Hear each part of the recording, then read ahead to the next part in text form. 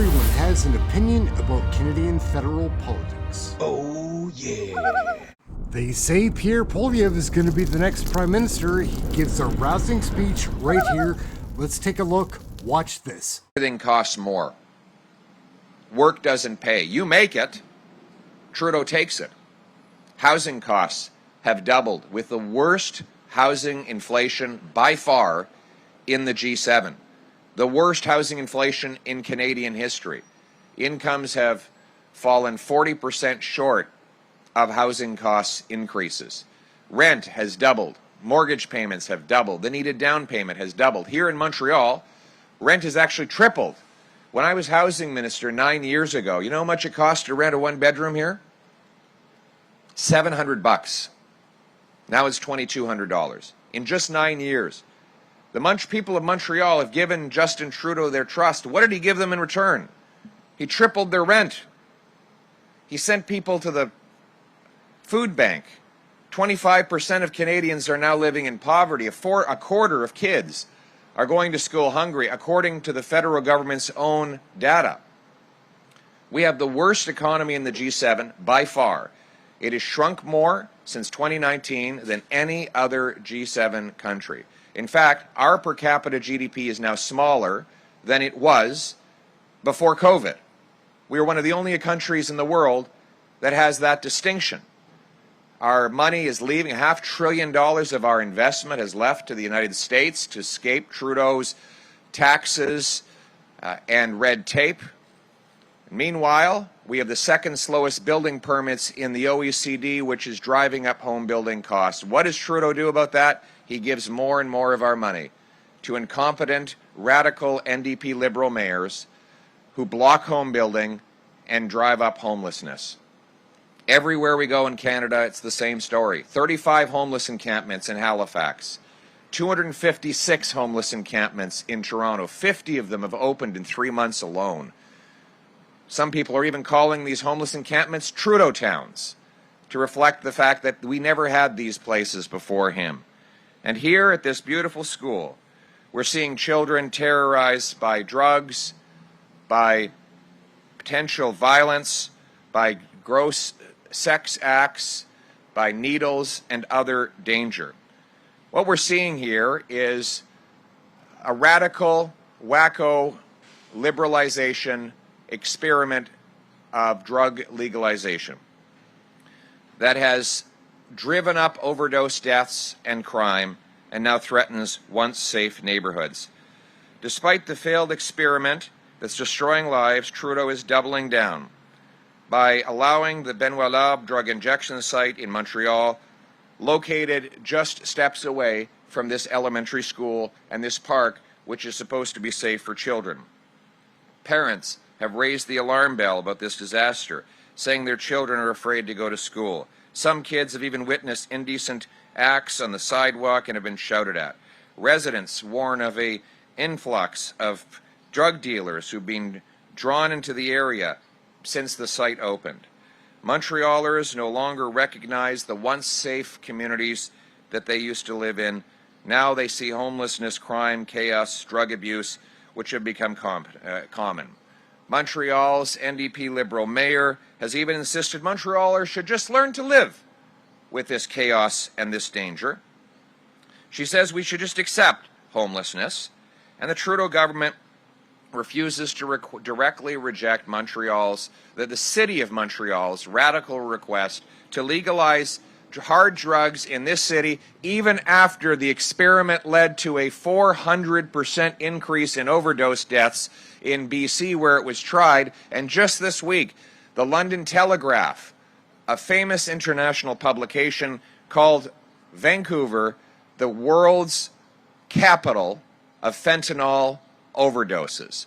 The whole world is looking in disbelief on the wacko liberalization of drugs that is destroying lives under Justin Trudeau after 9 years. And so I am here today to stand up for this community because none of the Liberal MPs in the area are willing to do it.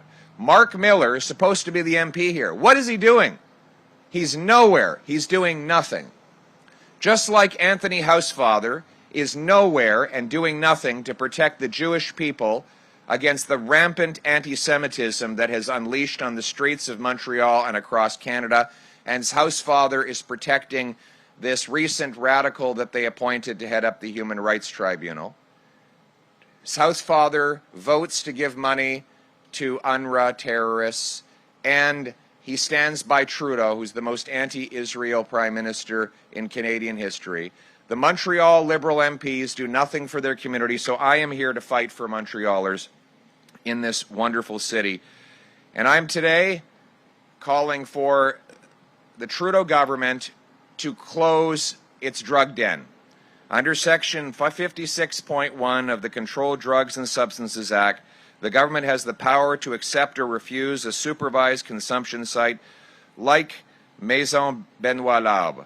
Justin Trudeau must immediately shut down this hard drug injection site, this drug den, to protect our children, reassure families, and ensure the safety of all Quebecers and Canadians. It's time for a common sense Conservative government that will axe the tax, build the homes, fix the budget, and stop the crime. Let's bring it home. So the question was about creating a cohabitation.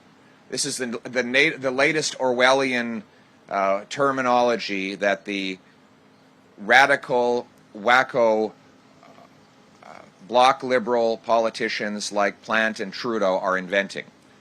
And what they mean by that is that kids should have to cohabitate with people who are using crack, heroin, cocaine, and other hard drugs in their play parks like this.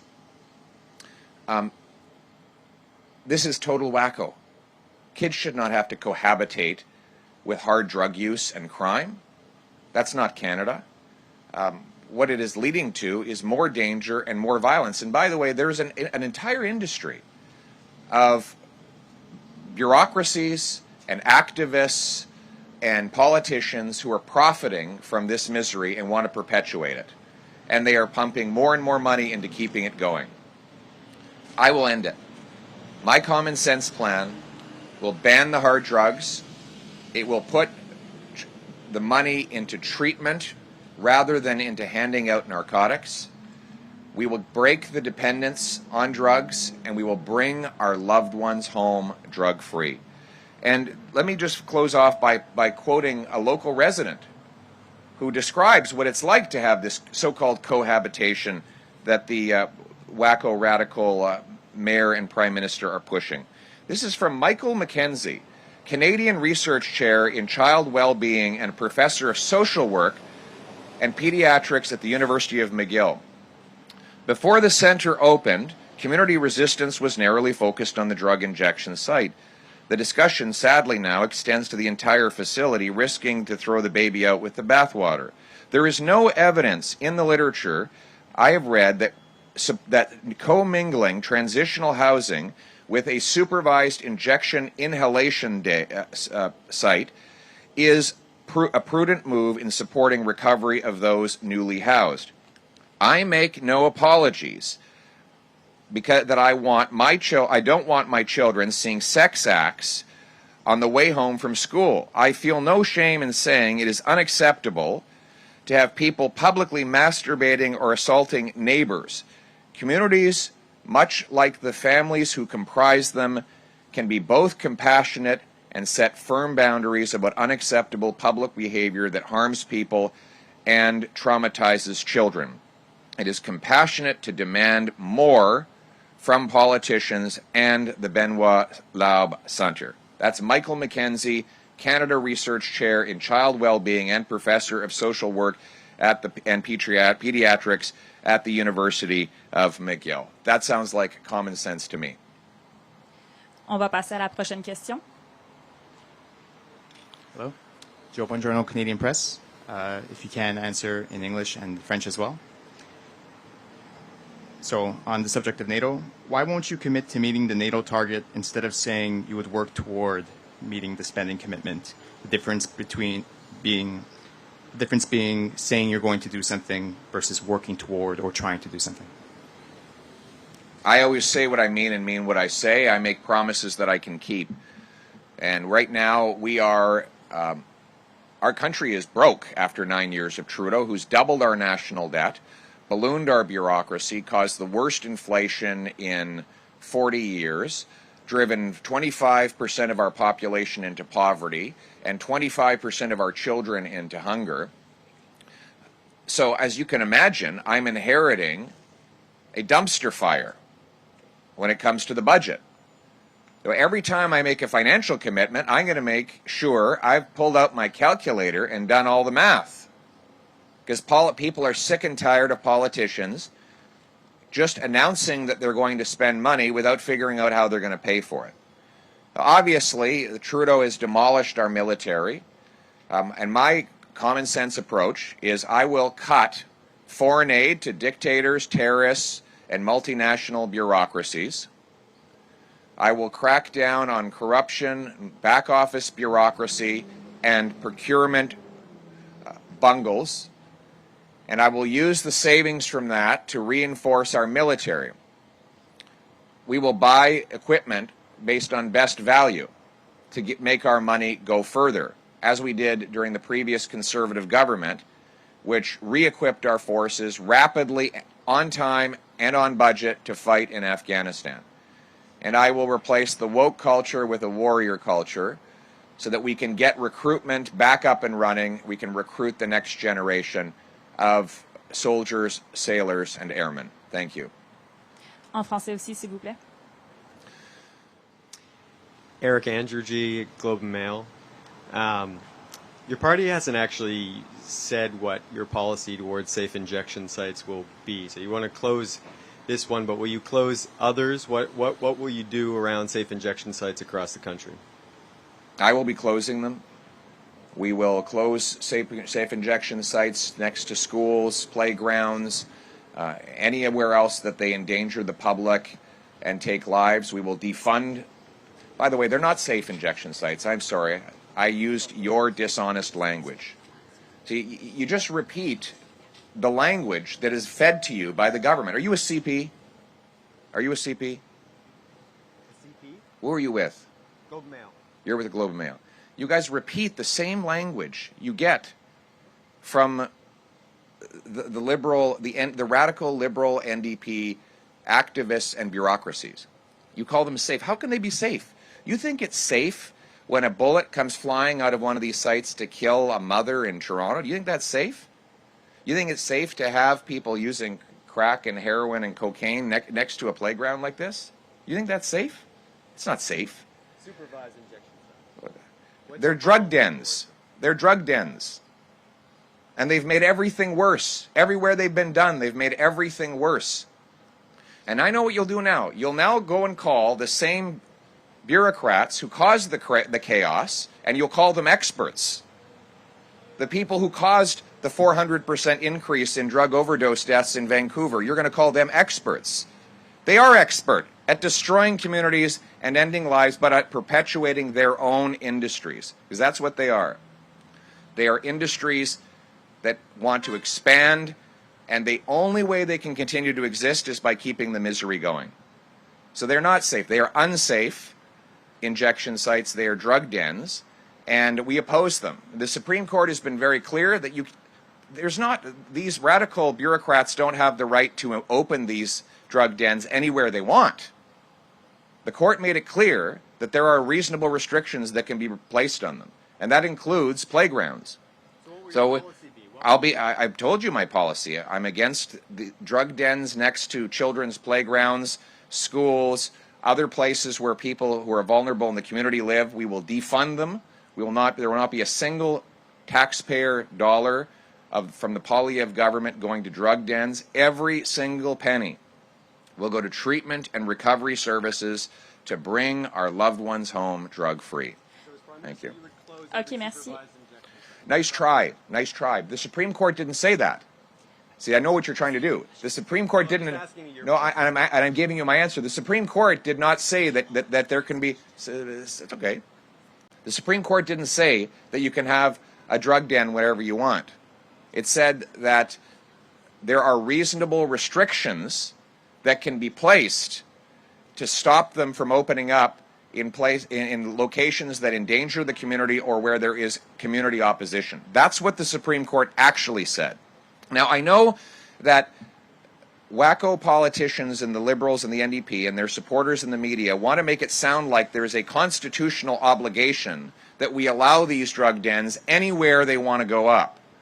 That is not true. That is the opposite of true. We have the power under Section 56.1 of the Controlled Drugs and Substances Act to reject these drug dens and shut them down where they endanger the public, and that's what I will do. Pouvez-vous répondre en français aussi, s'il vous plaît? Premièrement, ils ne sont pas sécuritaires. C'est de donner les drogues aux gens qui organisent, ça menace la sécurité, plus recevoir de vivre. I'm wondering about your reaction to the fairly open criticism Canada came under this week and whether you would feel pressure to meet that 2% target. First of all, it's clear now Justin Trudeau is seen as an absolute joke on the world stage. He was I was embarrassed to see our Prime Minister treated like a human piñata by the rest of the NATO countries. They look upon him with total and complete ridicule. Canadians are tired of being embarrassed by a Prime Minister who prances around and preens, lectures the world without doing his part. Common sense conservatives will cut back on foreign aid to dictators, terrorists, and multinational bureaucracies. We will cut off back office bureaucracy in the Defense Department. We will end the botched procurement that has led to billions of dollars of waste, and we will put all of that money into rebuilding our forces and supporting the front lines of our soldiers, sailors, and airmen. I would add that when the previous Conservative government was in office, we weren't hearing these criticisms. Why? Because we were delivering. It wasn't because we were spending more. It's because we were delivering more. We were able to buy equipment off the shelf, quickly put it into theater, and pound for pound do more to fight the Taliban in the most dangerous part of the world than almost any other country in NATO. And so the Americans and our other allies were very grateful that we were doing more than our part, regardless of what it financially cost the budget. Now, because Trudeau has wasted so much of the money we do spend, and even the money we are putting to work is being wasted, and we're not getting the results, and therefore our standing on the world is in decline. The other thing he's failed to do, that I will reverse, is use our resources as a geostrategic force. The Japanese, the Greeks, the Germans have all asked for our natural gas so they can break their dependence on Putin. Trudeau says there's no business case. The Americans have built 7 natural gas liquefaction facilities since Trudeau took office. The Qataris have doubled their production. The Germans built an import terminal in 150 days from concept to completion. Obviously, there's a business case. I will be exporting Canada's natural resources, particularly to break European dependence on Putin and turn dollars for dictators into paychecks for our people. En français aussi, s'il vous plaît. Everyone has an opinion about Canadian federal politics. Oh, yeah.